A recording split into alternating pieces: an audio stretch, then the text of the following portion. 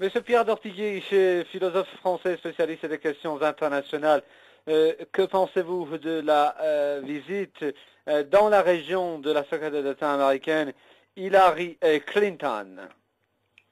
Eh bien, cette visite qui doit s'accompagner du reste au Qatar par une intervention vidéo du président Obama, qui est une sorte, qui se veut une adresse à tous les pays musulmans, sur le mode de son intervention certainement faite au Caire, vous savez, devant l'université, en réalité est une sorte de mobilisation de l'opinion, ou d'un essai, disons, pour dire cela en français particulier, d'assoupissement, d'endormissement, si je puis dire, de l'opinion musulmane, pour lui faire accepter finalement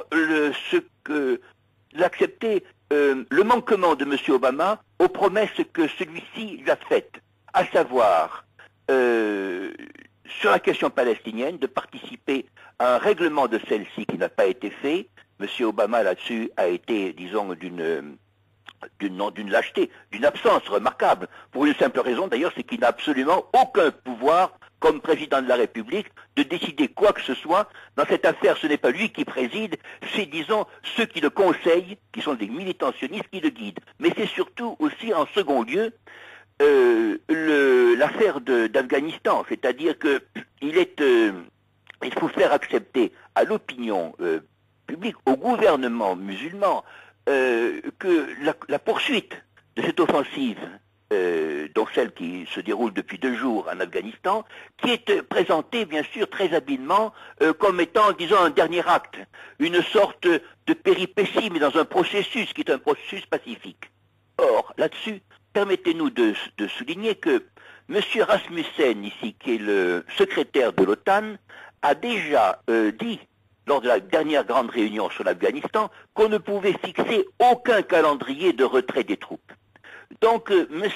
Obama et sa secrétaire d'État devront s'expliquer, finalement, sans capacité de répondre de façon nette. C'est-à-dire qu'ils veulent, comme on dit, calmer l'opinion, mais je ne crois pas qu'ils pourront convaincre l'opinion internationale, en particulier les pays du Proche-Orient. Ils ont une grande difficulté devant eux, que nous avons observé ensemble, si je puis dire, ces jours derniers, c'est que le rapprochement, disons, l'affirmation de l'unité entre le Liban et la Syrie sur la résistance aux menées offensives d'Israël. Disons que tant que les Américains, on peut conclure ceci, n'auront pas affirmé une attitude face à Israël, alors qu'aujourd'hui, ils n'ont aucune attitude. Ils se retranchent derrière ce que fait l'État sioniste. Tant qu'ils n'auront pas, disons, pris une distance envers, disons, celui qu'on appelle leur protégé, qui devient leur maître aujourd'hui, s'il ne l'a toujours été, à ce moment-là, ils ne pourront aller que de déboire en déboire. Et le fantôme du terrorisme, vous voyez, est un fantôme qui fait long feu. Car aujourd'hui, on voit que le changement annoncé est encore autre chose, voyez-vous.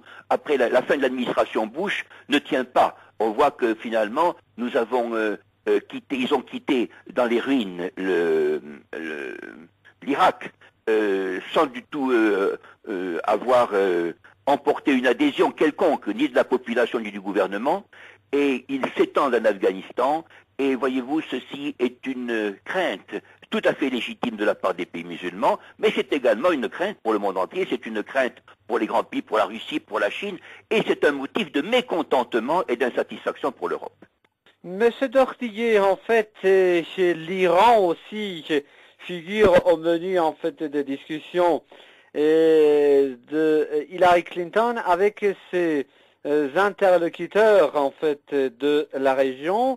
Et en fait, comment vous l'expliquez, d'autant plus que cette visite intervient après l'annonce par l'Iran de vouloir en fait assurer lui-même le combustible nécessaire pour son réacteur de recherche médicale. Oui, nous n'avons pas parlé de ces sanctions contre l'Iran, car voyez-vous, en réalité, c'est une politique continuelle de l'administration américaine.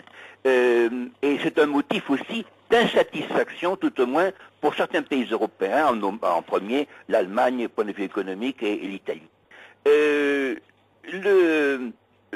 renforcement de l'Iran, annoncé par le projet d'enrichissement de l'uranium, est un grave échec pour les Américains.